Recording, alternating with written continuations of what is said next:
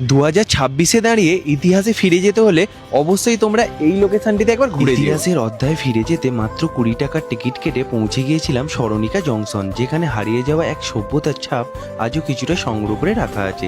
প্রাচীন কলকাতার ট্রাম সভ্যতার যে অজানা ইতিহাসের গল্প, যেখানে আজও কিছুটা হেরিটেজ ট্রাম আসে দাঁড়ায়, কিন্তু প্রতীকের দেখা থাকে না, আর সে যেতে থাকে প্রতীকের খোঁজে। ড্রাইভার হয়তো আর কিছু বছর পর আমাদের থেকে এইভাবে হারিয়ে যাবে। এখানে ট্রামের টিকিট, মান্থলি টিকিট, দুয়ার পেন, পুরানো coin, driver batch, conductor ID card, এছাড়াও টিকিট প্রিন্ট মেশিন, ট্রামের টিয়ারিং, এছাড়াও সব কিছু আজও আমাদের কাছে স্মৃতি হয়ে এইভাবেই দাঁড়িয়ে আছে। আর এটাও জানি না এটার কয়েকটা সভ্যতা পাবে কিনা। একটু মনটাকে চাঙ্গা রাখতে ক্যাফের একটু ছোঁয়া ভেতরে রাখা রয়েছে, যেখানে গরম কফিতে চুমুক দিতে দিতে একটু একান্তে হোক বা পছন্দের সঙ্গী, অবশ্যই এই কোলাহল সভ্যতা থেকে একটু ব্যতিক্রমী চরিত্র উপভোগ করে নেওয়া যেতেই পারে।